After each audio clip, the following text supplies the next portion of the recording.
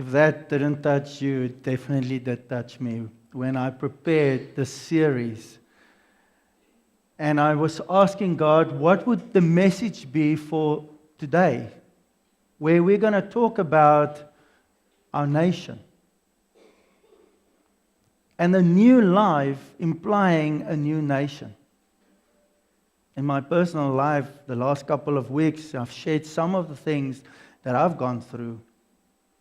And we as a family has gone through some real tough things, specifically with my youngest brother. And one of these radical things that we have to realize is that how do we take this life and live the dream that God has for us? That first video and the promo video, I hope you got so excited, because I was so excited when Donnie made that. Because it shared something amazing about God being on a movement and we being able to be part of that. And that in PE alone, there's over 900,000 people that does not sit in a love relationship with Christ. It's exciting times. It's exciting to stand here and remind you about this life that really is ours. So today, if we can go to the first slide, we're going to talk about a new nation. And the theme around this new nation is forgiveness. And I've asked God, why bring this topic to experience this new life? To experience this life that we've been talking about for 3 weeks now. And the next slide, you will see that we've highlighted fundamentally the difference for you, and that it starts with you, and that the ripples moves from you outward. And sometimes we can feel that this is a big responsibility for us. Sometimes we can feel like the burden is too much to carry. Dirk, I think this battery might be going because I'm breaking up. So if you can get a backup mic. Thank you. So basically, we need to really just understand that we then looked at what does this mean, this new you. And I'm going to go into it a little bit today again, just to recap. This phenomenal reality that God has for us, this dream that He has for us. We then looked at how does this new you impact a new nation? How does it impact... Okay, thanks. How does it impact... How does it impact your family? And we looked at this reality around how Ephesians 5 and Colossians 3 impacts into the relationship of family, of marriage, and the fact that if you have died to the self and you have become the imitator of Christ into this world, that the role in the family, the unity of the family, the purpose of the family shifts. And then we looked at how does this actually impact us into our community? And how would the community change by us doing something different? But that doing something different wasn't actually about the deeds. It was all about who we now are in Christ. Him living through us, not us living anymore, because we've died. And today we're going to look at a new nation, forgiven and united. So let's go to the next slide. Remember when we looked at the new you, there was a couple of fundamental principles that I need to recap for those that's here for the first time. And if you're here for the first time, I want to welcome you, because part of us getting together here is you don't need to be a believer to be here. It is our longing that the world will experience this reality, which I'm going to share today. And we as followers of Jesus, we as Christians, we sometimes have to also apologize for the fact that we've made this life in Christ something that it's not. And today, in this series, we've tried to demonstrate God's dream. And this is the reality. The reality for you is to understand that Jesus' purpose was for you to be established into an intimate love relationship with the Father. That Jesus came that we can live a relationship reconciled and restored. That Jesus came that love can be completed in us. That the power of God's dream for us to be His light into the world will be made true. And the way He had to do this, He had to die. He had to die so that we can live. You see, we tend to stop this reality. We tend to stop this promise. We tend to stop this gift at, I've given my life to Jesus. But I keep on living in this physical realm. Remember, we spoke about this for those that was here the first week. But what God actually came to give us was life, life to the fullest, so that we can live from the kingdom. That we can live with all the promises given unto us. That we can live as Jesus has lived while He was on earth. But we tend to get stuck here. And we move that and we said a Christian is a follower. A Christian is somebody that really does not live for himself. He's a man who is never to seek his own will, but always to seek the will of God, as a man whom the very Spirit of Christ lives. You see, it is a principle of a new creation. It is a principle of the death of you through Christ and a new you in life through Him. He now liveth through us. It is not about you anymore. When Jesus is your life, when He lives through you, it is about being Him into this world. It is about the you beside you. Next slide. We've looked at a couple of scriptures over the past 3 weeks. But here we're looking at a key scripture, just summarizing this. Therefore you are no longer outsiders, exiles, and aliens excluded from the rights of citizens, but you now share citizenship with the saints. The saints is those people that follow Jesus. You have full citizenship. God's own people, consecrated and set apart for Himself. And you belong to God's own household. I should have made that yellow. Household. Which means, remember I told you about my 7-year-old boy. He goes to our fridge. And when there's nothing there, he would open the fridge and say, Ma, Pa, please go and buy us something. He doesn't care where it comes from. Your kids tend to come to you and say they want it. If I live from the house of my Father, does He not provide for me? Does He not care for me? Does He not love me more than I could ever imagine? And we've said last week that in 2 Corinthians, he actually says it so nicely. He said Jesus died so that love be made complete in us.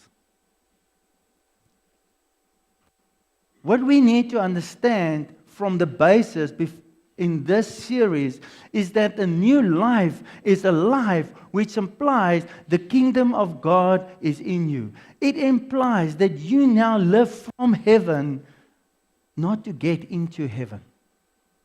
This is what Jesus came and gave us. But we tend to stop at the cross. But the Holy Spirit was poured out. We were sent to be the light in the world. And for this, we have to sometimes repent and ask forgiveness. Because we tend to still live about ourselves and God. But you see, you and God is fine if you made Jesus, which is the way, the truth, and the life, your King. Which you've died to yourself and made Him the one for who you live now. Isn't it amazing? And then He equips us.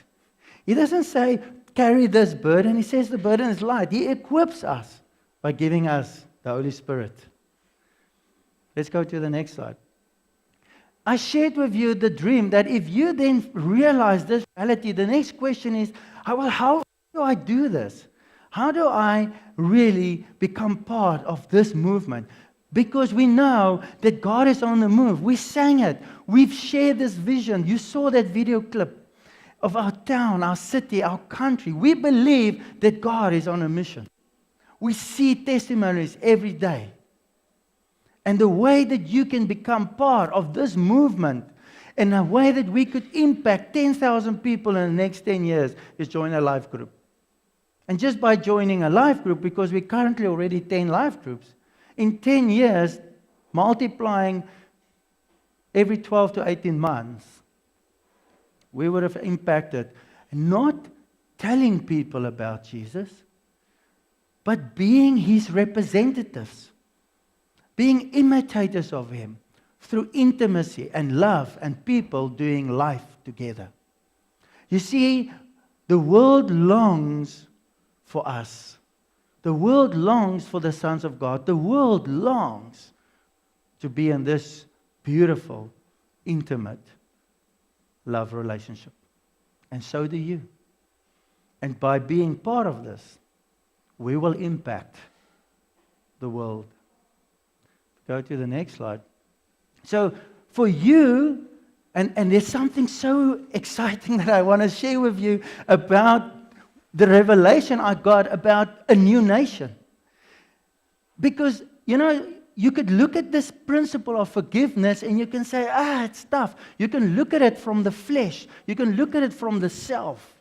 And here, Paul is writing, is this Matthew? Jesus is saying, for if you forgive people their trespasses, their reckless and willful sin, leaving them, letting them go, and giving up resentment, your heavenly Father will also forgive you. And this is quite important because everybody longs for this full life. Everybody longs to have this because God gave His Son so that we can have life to the full. Guys, this is for you and me. This is life, not one day, now. Now. But sometimes we hang on to the selfish nature of the self. And what He's saying here is, forgive, set free. For you to start tasting this life. The next slide is in Mark. And whenever you stand praying, if you have anything against anyone, forgive him and let it drop. I like it. I like that version of the Amplified. Let it drop. Leave it. Let it go. In order that your Father who is in heaven may also forgive you your own failings and shortcomings and let them drop. You see, Jesus died and let it drop. Which means if you've made Him your King, if you are sure that you are reborn into a new creation through His grace and His blood, He's dropped it for you and for me. There is no past or even future that can bind me and keep me away from this promise of forgiveness. But I want to share something really profound today. I want to share a calling and a purpose for you. I want to share something that God showed me when I looked at this scripture, which I'm going to show you now. Because while I was preparing and saying, God, forgiveness, it's such an easy term, but in this country, in our country, it is most probably one of the biggest strongholds of our nation, that we sit with unforgiveness between races, between the nation as a whole, and the selfishness of owning and wanting to own and look after my own needs. And one of the biggest things that will set us free is to walk into this promise of the calling and the purpose that God has for us. So it's easy to say in the flesh, Renee's story being very powerful. Somebody, a young man, driving into a daughter, drunk, killing her. And that she walked a journey that she was willing to forgive. And the question we tend to ask is sometimes, are we able? And we tend to look at this in the flesh. I want to give you a higher reality, a higher image, a higher dream that God has for us in the next scripture. Then Jesus said to them, again, peace to you. Just as the Father has sent me forth, so I am sending, say again, you. And having said this, he breathed on them and said to them, receive the Holy Spirit. Now, having received the Holy Spirit and being led and directed by Him, if you forgive the sins of anyone, they are forgiven. If you retain the sins of anyone, they are retained. Now, what does this say? Jesus didn't just come and die, but the Holy Spirit was given to us so that we can live in this full promise that we are to be His imitators, that we are sent to be Christ to the world, that we have been equipped by the Holy Spirit to speak with power. And therefore, it is not anymore a principle, I forgive you. But that the gospel is not a gospel of talk, but of power. And that Jesus is now, through the Holy Spirit, once you've received the Holy Spirit, has given you the power to represent His image of Galatians 5:22, His fruit of love and peace and joy. But to be able to be empowered by the Spirit, for I do not live, but Christ now liveth through me, that I can say to somebody, you are forgiven. And it is so. For I have now been given the position to impact the world with forgiveness. So when we speak and when we talk about politics and other people, are we speaking forgiveness for the power that you now have with the fullness of Christ in us? We impact and prophesy and change the world. And the prophecy for our nation and the prophecy that we have for Waypoint and for our city is flames of fire that will change and impact every heart in this community, every heart in this city. And these rivers of fire will flow into the rest of South Africa and to Africa. For that is what we are called to be. Our purpose now has changed. Our purpose is not in our jobs and what we do. Our purpose is be the light into the darkness. Our purpose is to be about the you beside you. Our purpose is to go and love one another. So when you come here, our intention is not to make you a child of God. Our intention is to show you His love. And by seeing His true character and love, your heart will come to know Him. And this is our purpose. So if you go to the next slide for me, please, Francois. I'm asking you a couple of simple things. This morning, as we sit here, there's a bunch of people that's been involved to connect you. And the way that you can connect, and last week I said, don't be fussed about knowing verses. All you need to do, yes, you study the Word to grow in knowledge. But all you need to do is tell your story, like Renee did. When you start glorifying God through your stories, through your trials and tribulations, lives change. Renee's story impacted me. I hope it impacted you as well. The next thing is you serve. You serve in life groups. You serve in life groups. This environment every morning, 6:45, people come to my house, we pack the Fender trailer, and then we come here and we set up. Why? To show Christ's love and to create an environment where everybody feels welcome. Whether you're a sinner, whether you're a non-believer, my heart's desire for you is to feel and experience love, not judgment. The world, and we are too quick to judge. It is time to set free. For we have been empowered to set free. Multiply. There's a couple of life now. My wife and I have been going through a life group for many years. And guys, It is tough. Because our people nature comes through. But, I looked at Paul, and so many times Paul, when he left his friends and his disciples, he cried and his heart was broken because he longed for them. When life groups multiply, it's really, really tough because you tend to get very close to one another. But what we've realized in Waypoint and what we're trying to do, and please, it's not about an organization. It's about people, normal, ordinary people like me, like us, all of us, being on movement and being part of what God is already busy with. He is changing the world, and I want to be part of it. So it's not about Waypoint. But we go and we serve. We serve in our environment, and we're willing to give up what we love for what we love more. And what we love more is 900,000 people in Port Elizabeth, Nelson Mandela, coming into a relationship together, combining a nation. We love that more. We love it more that for you guys that come for the first time, that you can come and sit up front. For those that come frequently, will go and sit at the back.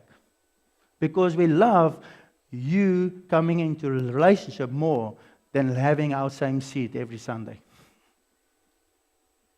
Give. What do we give? We give time, we give love, we give our talents, we give our resources. We do it because we do not live for ourselves anymore. We do it because we are now the imitators of Christ. We have been established into a new identity. And Galatians 5:22, go and read it, the fruit of the Spirit is now my fruit. Invite. Invite people. I'm not asking you to go and save them. I'm asking you to go and invite people into a relationship of acceptance, of forgiveness. This way, we will impact a nation. This slide is, and I'm going to apologize for it up front, but it's actually a photo clip of something that I signed many years ago. I can't remember how many years. And the witness of the person that co-signed that with me was Dirk. He was still a car salesman at that time, if I remember right. And we went together to this Global Leadership Summit. And this prayer is something that changed and impacted and formed the foundation of us being here together today. Nobody knew that we were going to sit here, but God just touched our hearts. And I want to read it for you, but I'm going to turn my back, so please apologize because I'm going to struggle to read on that screen. God, this is a new day. This is a prayer every morning. God, this is a new day. I freshly commit myself to the role you have invited me to play as you are building your church in this world. Matthew 16:18, Jesus himself is building. The church is us, by the way. It's not a building. It's not a religious text. It's not religious people. It's not religious men. Remember, it is you. For you are now holy. And where you step, there's holiness and ripples being impacted into the world. For Christ is in you, and you do not live, but Christ now liveth in you. So you have power. And the gospel is about power. And that's the prayer that's changed my life to step into this reality of impacting and dreaming about a nation united into Christ. A nation united into relationship. A nation united into purpose. I am awestruck again today that you include me in this grand, life-giving, world-transforming endeavor. So today I joyfully offer you my love, my heart, my talents, my energy, my creativity, my faithfulness, my resources, and my gratitude. If you look at those attributes, do you understand how uniquely you were made? That you, so unique, can contribute to this movement of God? I commit all of myself to the role you have assigned me in the building of your church, so that it may thrive in this world. And I will bring it today. I will bring my best. You deserve it. Your church deserves it. It is the hope of the world. Isn't it? Guys, it's time to move from religion into life. Time to move from, I'm not good enough, but I am now empowered through Christ now liveth through me. It's time to impact people with your touch, with your life, with your service. It's time to be part of a movement. For I tell you, 5 years ago, we were like 3,500 men at Mighty Men. This year alone, there were 50,000. God is on the move, and we are part of it. Isn't it exciting? We will impact the nation. I want to share a story.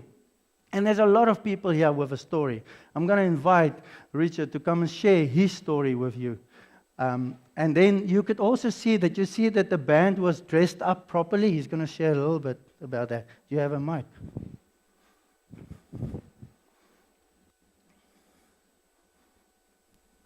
So, morning Waypoint. I'm going to share my story. My story started out, grew up in a Christian home with good Christian values, and as I got older, I started losing interest in going to church. I mean, maybe it's just the rebellion, in me, but I wasn't feeling like going to church anymore as I grew up, and since I didn't have any obligations anymore, like Sunday school, I didn't go anymore. I had to be forced to go. And so I left church and I started doing things my own way, which didn't go well for me. Me and my friends used to go out and do excessive drinking, and then it always ended up in some form of conflict or fighting. And I was also in a bad or unhealthy relationship with a girl, and that went on for about 2 or 3 years, and then I saw a change in my father's life, and it was weird for me because he started looking so peaceful and joyful, and spent time with us, and this sorry Dad, but you were a bit of a grumpy bum before that. Anyone who knows Leslie Scanlon, if you think he's intimidating now, you should have seen him a few years ago. And one day we were having a braai. My father called me and he said, "Son, do you want to go to Mighty Men this year or next year?" And I was like, "Yes." I didn't even know what Mighty Men was, so I just agreed. I'm a pushover.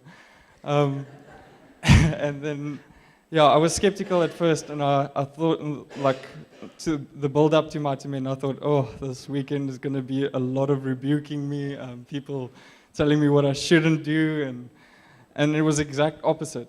I came there, and everyone there greeted me with open arms, and showed this irrational love that I couldn't explain. People actually giving interest in my life, and prophesying over me. I've never experienced that before.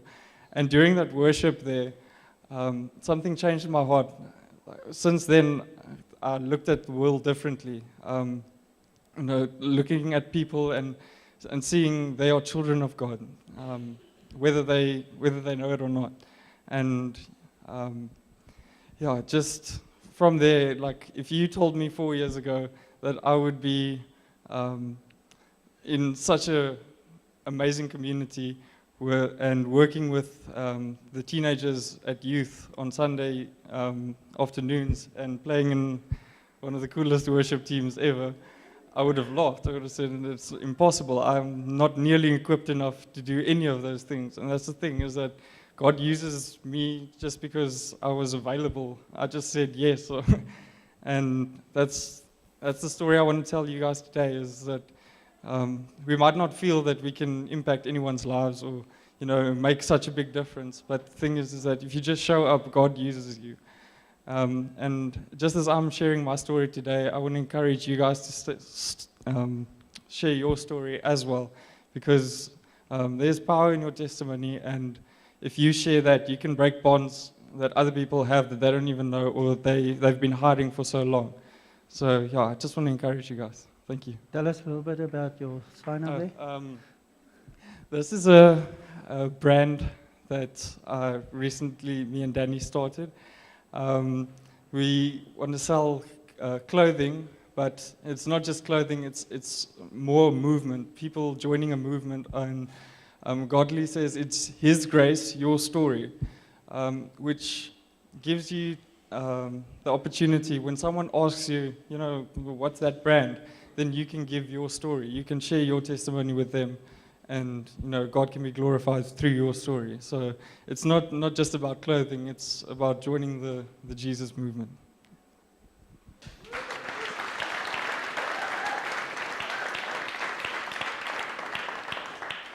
It's all happening. God is on the move. And it's so awesome to have you here. You are here for a reason. You are on this earth for a reason. And we are so excited about what God is busy doing through us and being part of it. So let's pray and glorify Him for changing lives that brings people together. Lord, we are so glorified by you.